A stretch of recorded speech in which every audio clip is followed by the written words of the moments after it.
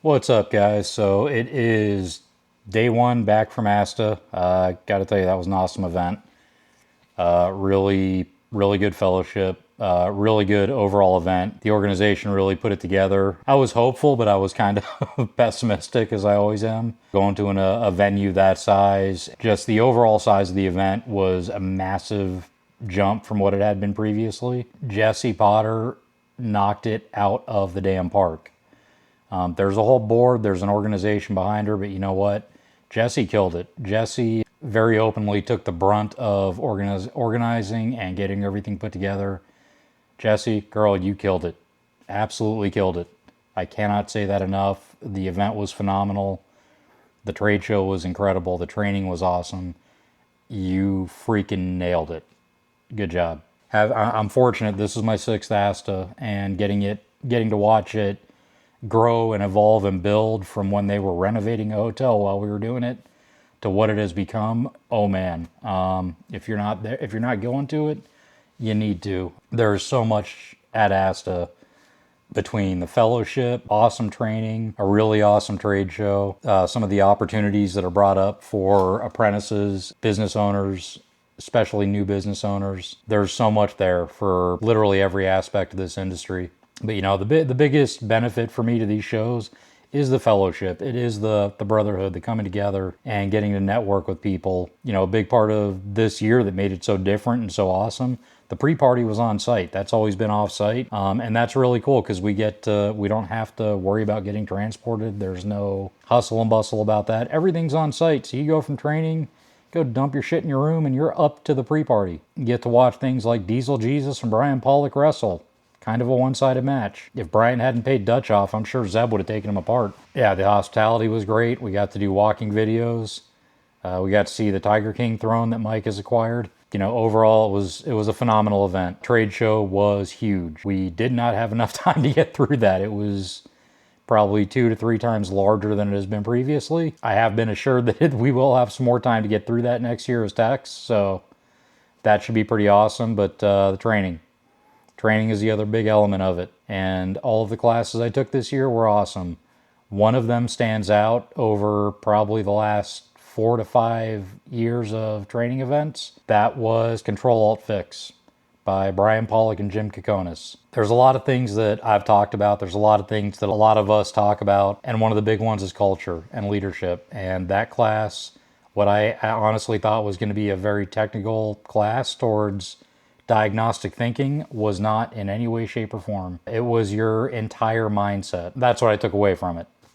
It was about your entire mindset and what you're doing that is not working. Where we tend to think small, we tend to think inside a box. Learning the overall impact that you can have on your culture by having one shitty day, one snappy comment, one little thing that can totally disrupt the culture of the shop, which affects the team, ultimately that affects our clients. And that's huge. I mean, you can't talk enough about that. You can't talk about enough about what it is to build proper culture, to build a proper environment where the team is prioritized, because prioritized people are going to take care of the clients.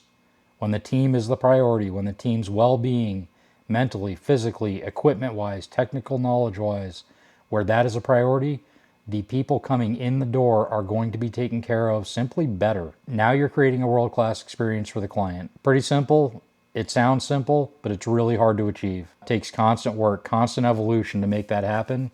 And that's something that is really missing from a lot of shops. My big takeaways from this year, the ways I need to grow as a leader and the way I need to grow to promote a better culture.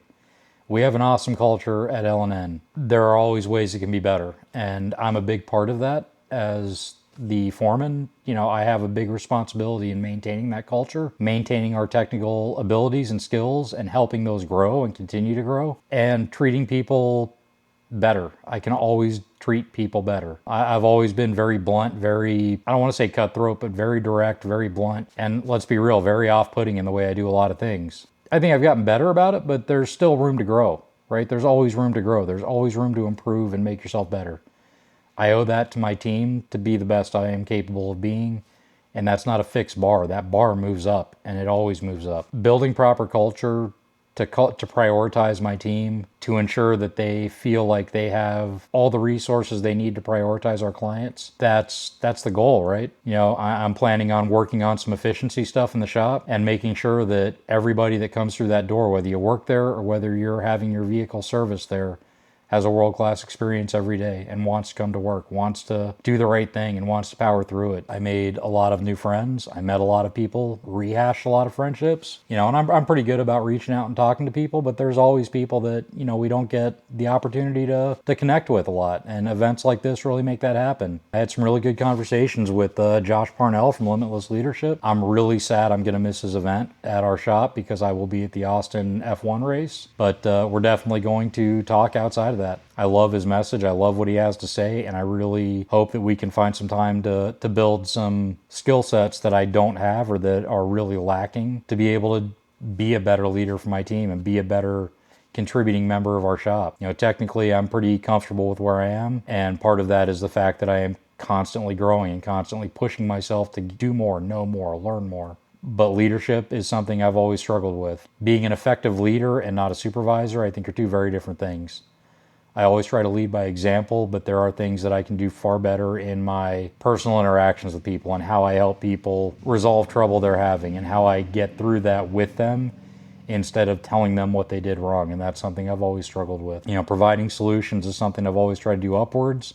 I've never been good at that laterally. I don't think there's anybody under me. There are people with me. I'm on the boat. I may be towards the head of the boat, but it takes all of us to make the boat do what it needs to do, right? Leadership isn't, to me, it's not something that is given. It's got to be earned. That trust has to be earned. The faith in my abilities has to be earned. I have to earn that with everybody. Not just my front counter. The guys in the back have to know that I'm going to get them through it. Whether I have to come over and show them, whether I can talk them through it, whatever it takes, I'm going to get them through it. That's the only way we grow. I have a lot of growing to do in that department, and I'm comfortable with that. But it's going to take time, and I know we'll get through it. Building my guys up into diagnosticians, it's going to take time. I know that's not a quick journey. It took me many, many years to be comfortable with the title of diagnostician, where I'm the troubleshooter. I'm the guy who ends the problems. Communication's another thing that I really need to grow with and I need to get better at, and I'm going to. It's, I have no doubt that I will improve. All the people I communicate with, all the people that I work with, all the people that I don't work with, I need feedback on that. If I'm not good at communicating something, God, tell me. I am not going to get offended if you're giving me constructive criticism. If you're trying to help me be better, that's the least I can do is say thank you, accept it, and take it for what it is, right? And I think that's, humility is something that is sorely lacking in a lot of elements of this industry. But God, we got to have it. We can't get cocky and think we know it all, right?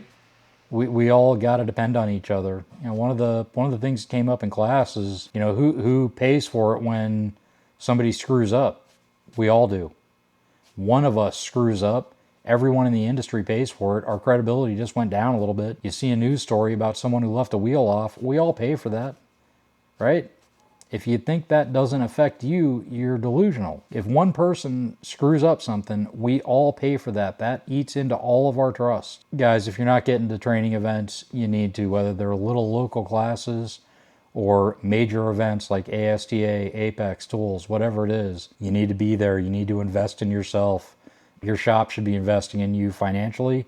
You need to make the commitment to yourself that you're going to take those events seriously. You're going to take the training seriously, take the networking seriously. If you have to be paid to go, and that's a condition of you going, you got to have some skin in the game, guys. You absolutely have to have some skin in the game. I don't expect everyone to go take a week off to go to training. But at the same time, you have to be willing to do that if that's what it takes. I can't tell you how many training classes I've gone to that I wasn't paid for, how many events that I have paid for, that the shop didn't reimburse me for, that I had to go, that I went to because I wanted to grow. It's great getting paid for those events, but it's not always going to be the case. It should be. It absolutely should be. But some places aren't going to do that. If you want to grow, find the shop that will pay for it.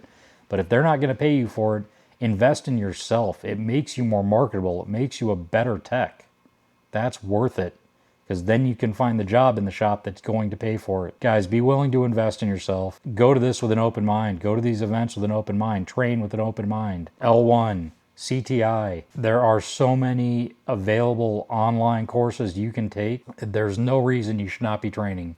Scanner Danner. Again, I cannot beat Scanner Danner up enough as far as how effective and useful that is. And the value in it is insane. The amount you pay for that is absolutely worth it, and it will pay for itself the first time you use it. Guys, take it easy. I will see you at the next one.